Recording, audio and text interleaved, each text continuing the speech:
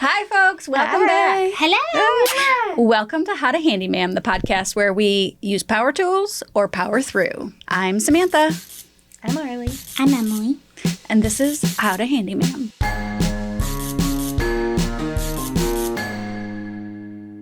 So we're going to go over a couple of things, scenarios and categories, I guess, of things you can do in your house and whether you need power tools or not. Yep. Where there's a will, there's a way, baby. Usually that is the case. Okay, so let's start off with trim install. Power tools or no power tools? Technically. You definitely don't can do it need one. without power tools, but You this get- is one of those situations where it's a lot easier. But you get yourself a miter box, which I think costs like $15 at the store. And you do a hammer and nails, baby. So for those of you that don't know, a miter box is literally like a little, it can be wood, but most of them now are plastic that you would buy. It's kind of U-shaped. And it has different slots that you can put your hand wood saw in to tilt your saw at a 45 one way, a 45 the other, or other angles. So basically you put your trim inside the miter box, and then you put your saw in the correct angle that you want to cut, and then the slot guides your saw, keeps it in that angle. So when you need to cut 45 miters for the corners, you can use a miter saw for that. I mean, a miter box for that, but a miter saw is obviously I have a free easier version too. Home Depot, you can cut your own trim there with Yeah. a saw. with their miter saw. With not miter saw. Oh, their hand saw. Their hand saw. It sucks, but you can do it. You can Yeah, do you it, can yeah. do it. It's really horrible. People might not know you can actually buy trim by the foot at Home Yeah. Depot. It's the only place you can do that. There's some, like, I don't think they're polystyrene, like PVC stuff. Yeah, not You all have of to, them. but it'll stay in the section. And also the price, if it says, like, Per foot. $2.98, it's like that's the Per foot, yeah. So some, like, for some design projects, I'll actually get, like, 1 foot sections of trim just so it's easier to do that. But I will admit to y'all, the Home Depot saw is really dull usually. Like, Yeah. I'm literally sweating in the Home Depot aisle, like... They do have a miter saw, and I've actually asked before if they can cut things in half. Like 16-foot things, Yeah. they can cut it in half so I can fit it in my car. I don't think... Maybe they didn't let me use it because I'm a small woman, or if they just I only think they're allow... legally not allowed Yeah, to. that makes sense. So they cut it for you. So you might not be able to go in with specific measurements, but maybe depending on the actually employee. have a time where I trimmed something out without any power tools. Oh, let's hear it. I and my first apartment with my husband really wanted a frame TV and cannot do that. I was definitely balling on more of a budget than I am now, but that is still out of budget. It's like $1,300 for a 24-inch one. Yeah. But Yeah. I used a miter box and I hand cut these little pieces of trim, and then I used command strips and attached it to the TV. But I Yeah. very well could have. Oh, I also trimmed out the bathroom mirror that we had there. So let's it can be done. Let's get back to your question and give a simple example. So if you're in your house and you want to install baseboards, you're going to want to be able to cut 45-degree angles on your board. And butts, probably. Well, maybe. joints. Well, but you're going to need to cut your wood, and you're going to need to hammer it in. So the tools we use, if we're using power tools, would be a miter saw and a nail gun. And the benefit of a nail gun is you can set it, it will set the depth of your nail, and it will sink it below the surface for you. If you do it by hand, as we mentioned, you use a miter box to cut the angles of your boards, and then you have to use finish nails and pound them in with a hammer. And then this harkens back to episode 1 where we talked about a nail punch, which is basically, it looks like a little metal pencil, and you can put the head of it on the head of your nail, and then you hit the back of it with a hammer, and that will sink your nails just below the surface. Otherwise, you'll have a hammerhead size. Yeah. You dent can't around. hammer your nails below the surface without making the shape of the hammer in your wood. Yeah. Yeah, so those are the tools that you would need. So you definitely can do it without power tools. It just is easier with power tools. Yes, I agree. The only caveat I have to being able to do that is if you have, say, oak trim or even, I'd say maybe any wood. a lot of trim, it's going to be hard to get a nail into your wood without pre-drilling first. Especially if you're like new to using like a nail and a hammer. It will be a little hard.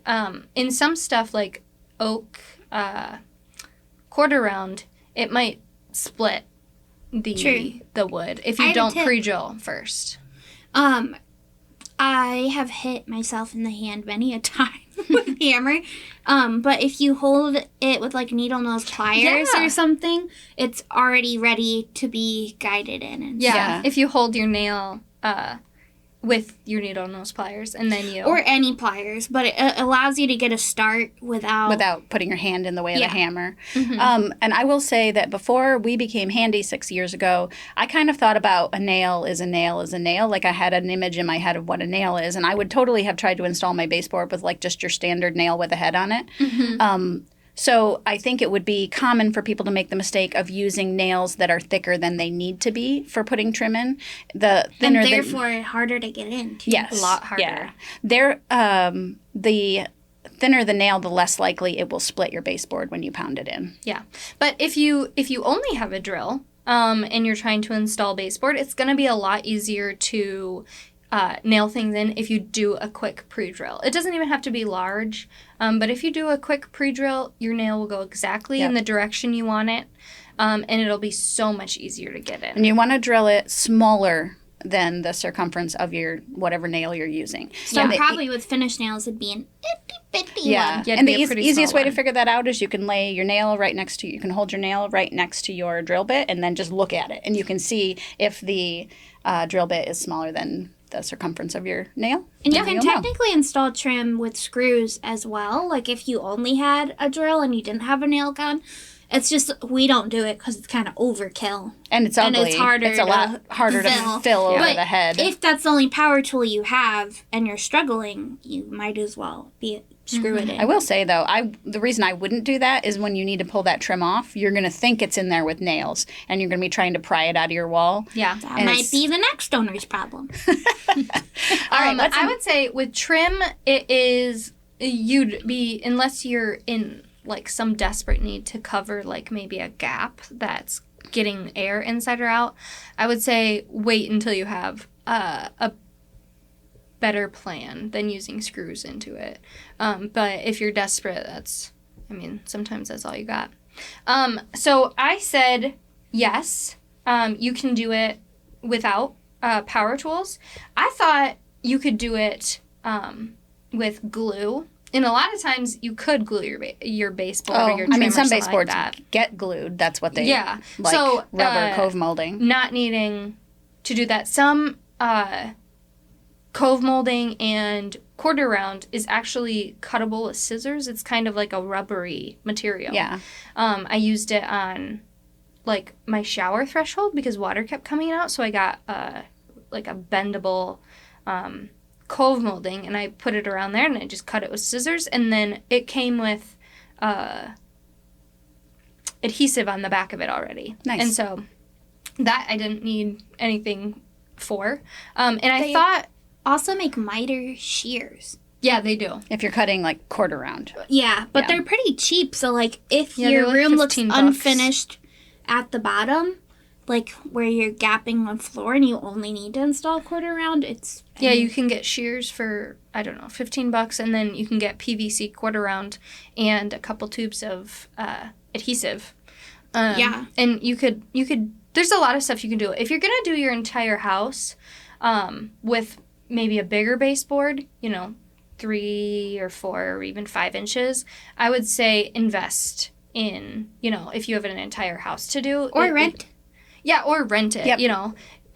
But get the power tools, either borrow it from a friend or rent it or, purchase it if you think you're going to use it again, or purchase it and then sell it on Facebook Marketplace if you have a lot to do. Or, if you have little pieces, it's easy enough to cut with a coping saw, but, or in your miter box, and something smaller, but more things, it's just going to be... Bottom line is, you can do it if you don't have the tools. Yeah. Yep. And you're going to want to think ahead. If you don't have those power tools, it's going to be easier to cut butt joints. So it might be better for you to get a very plain square profile trim. So then you can just cut butt joints. You don't have to worry about mitering. Which is a straight joint. Yeah. Yes. Yeah. Okay, so let's go to a handrail from Amazon. Can you do that without power tools? Is it metal or wood? I was thinking the one that we normally use. Like the two-step one? Yeah, the two-step metal one. I don't think so. I don't think so either. I said no. Even if you could like manually screw the lag screws in, which you could, you can't do that without pre-drilling a hole. Like, yeah. So regardless, you're going to need power tools. Concrete is in the picture. That's exactly what I said. Hammer drills are more expensive than normal drills, which you can't. Some people have told me that you can use normal drills and your impact. First of all, it destroys the chuck of your drill, which is the part that actually spins it. So I really don't recommend it.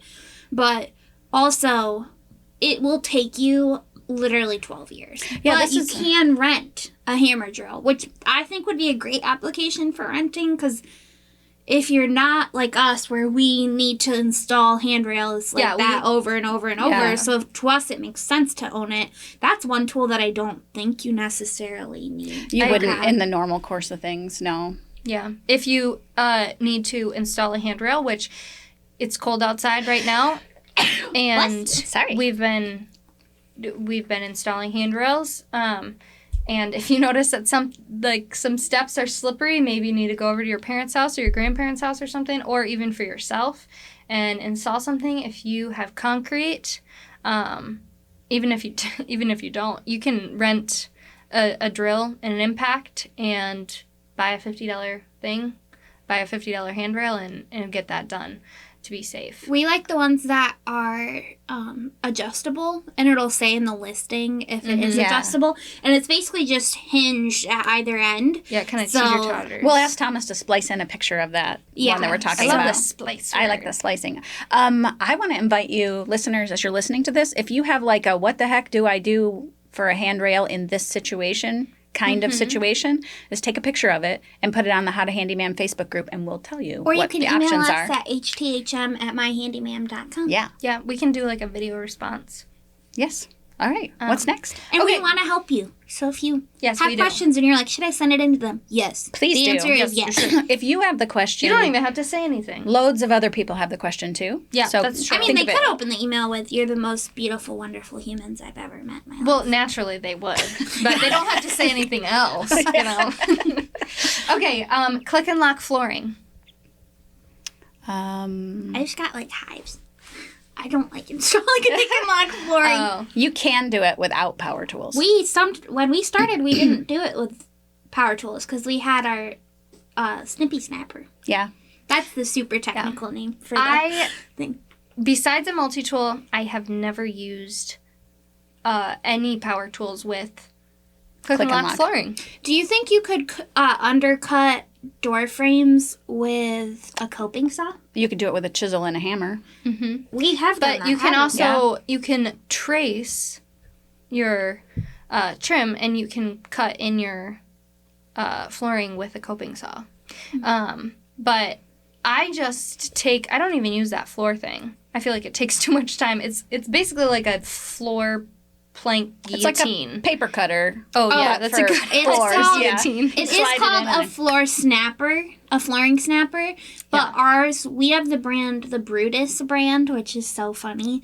And sometimes you really have to Brutus on it. One time I hit it. I did it so hard that I fell over top of it and smacked my head on the ground. So maybe be careful. That's more funny. This is episode 436 of Emily is Clumsy.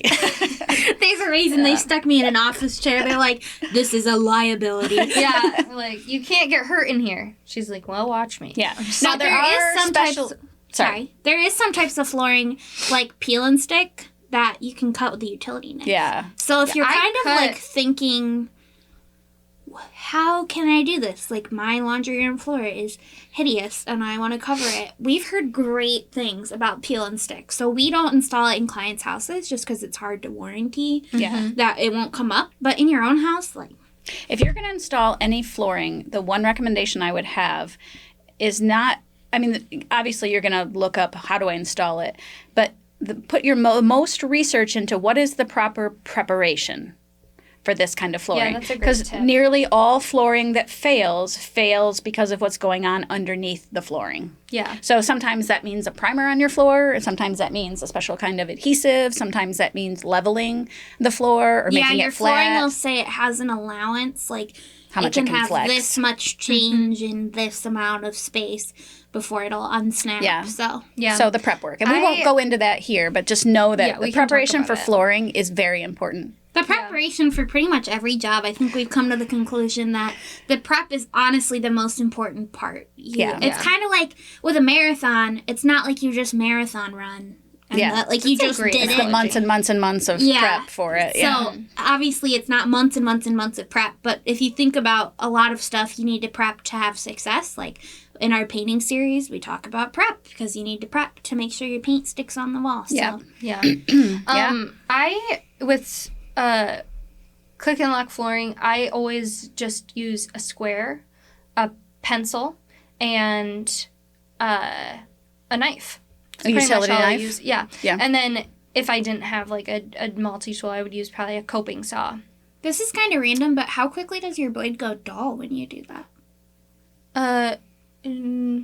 Not very. You're I just scoring it, It's right? mostly Yeah. drywall that makes Yeah, blades drywall. go Drywall. Well, really and eats it doesn't into it. even necessarily make them dull. It like sticks to them. Yeah. Yeah, it kind of crummies it up. But basically, I just draw a line, and then it kind of depends. Because sometimes if it's going to be underneath the baseboard and I have a big allowance, I'll just cut it with my utility knife, and I don't really need to mark it or anything. And then you can put your square up to it, and you can just cut your line, and you just need to score it how you would drywall basically, and then you snap it, and on the back side it usually has kind of like that padding. Yeah. Yep. And then I just cut that with my utility knife too, and it just cuts right through. So I don't think I think you can do that without any power tools. And some things obviously are going to be a little bit more difficult. It's harder to cut with a coping saw than it is to cut with like a multi-tool, but doable. Yep. Okay, let's do backsplash, like tile backsplash. I think in many cases, it's absolutely possible to do it without power tools. And the one power tool that we frequently use is a tile saw. Mm-hmm. So that's kind of the caveat, is that there are some tiles that have to be cut with a wet saw, and you don't have an option. But oftentimes a backsplash is subway tile, which can be scored and snapped. Yeah, and the snappers are quite inexpensive. They are. actually. Yeah, they really Remember, we hadn't used one at all, and then I I feel was like it was like $25 or $30. it was $25 or $30, and I was like, this is amazing. That was, honestly, the tile snapper was a game changer. The only thing that I have about that is that you might need a power saw, is if you have L or U-shaped cuts Yeah.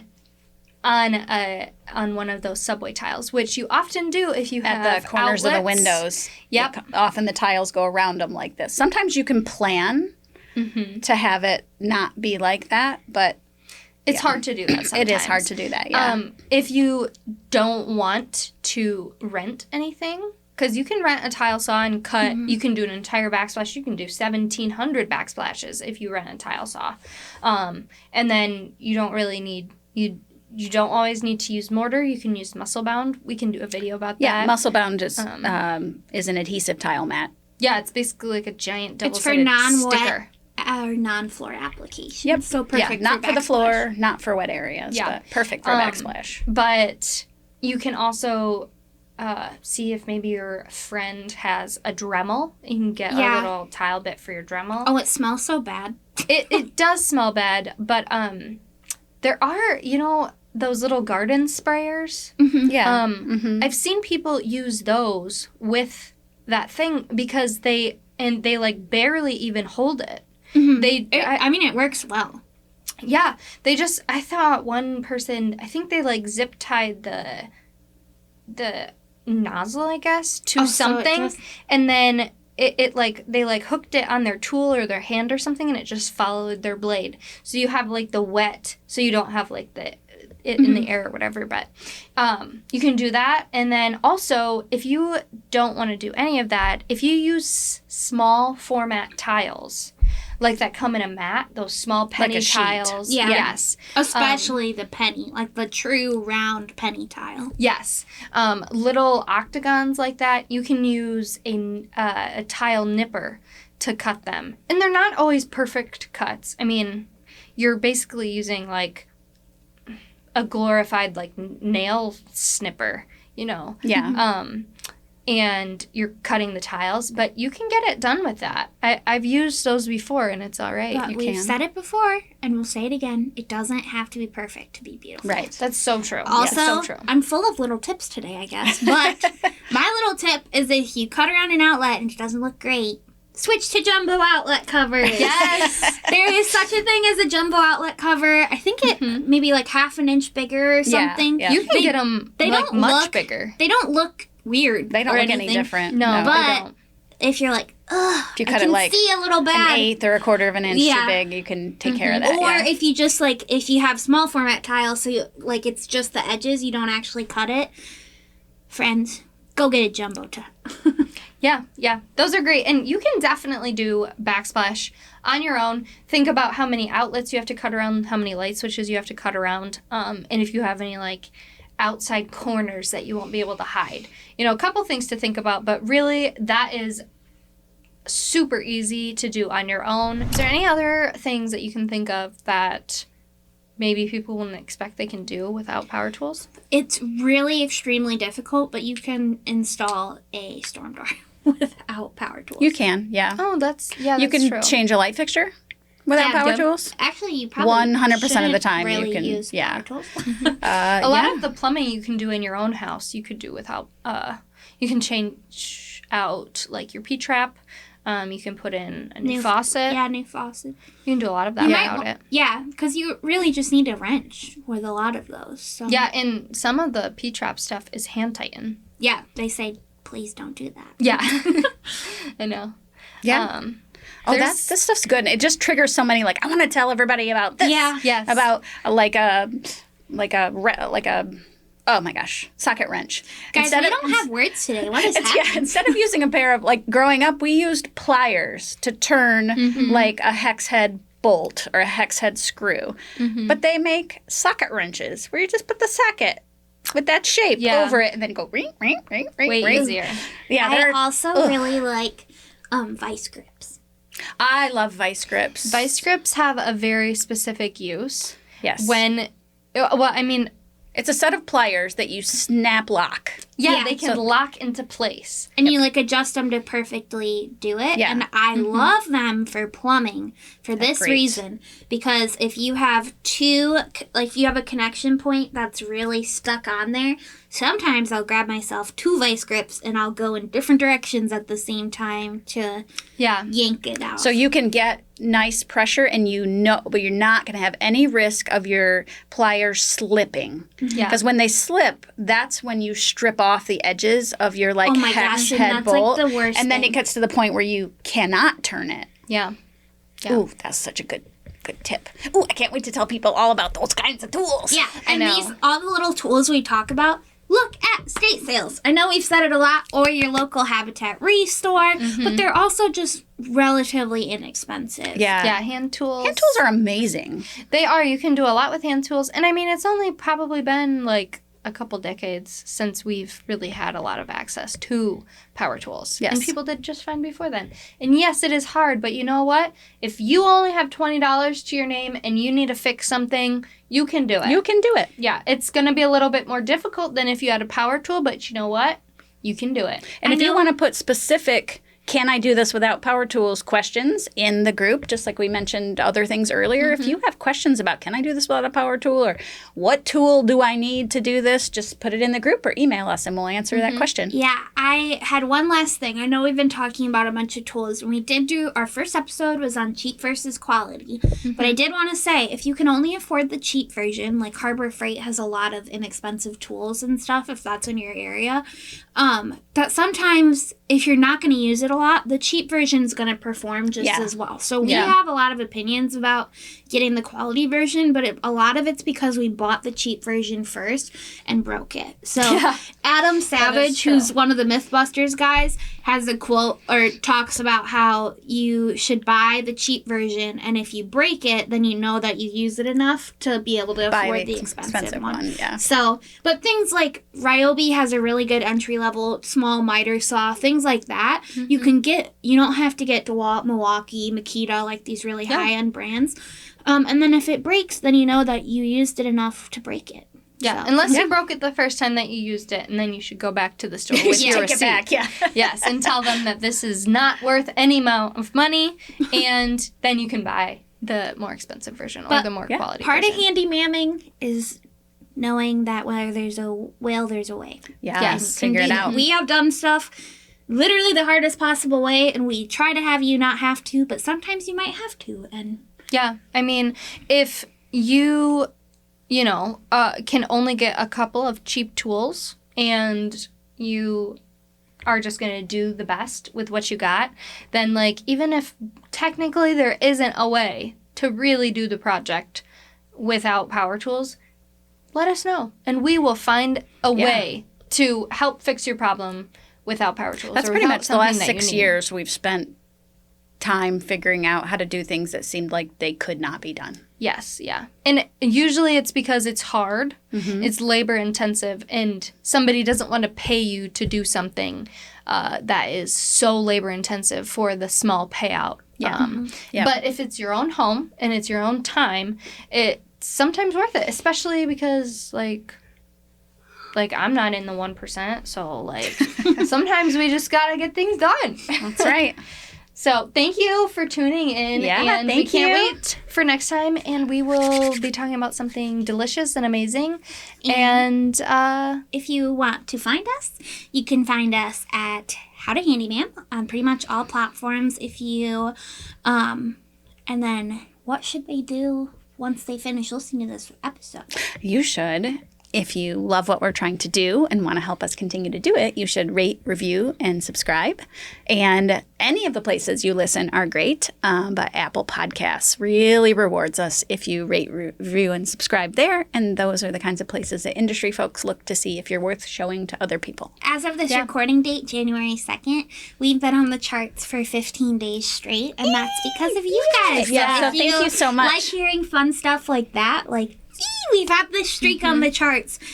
You can help us do that. yeah. And then you're part of it. Even if you're you're a not handyman.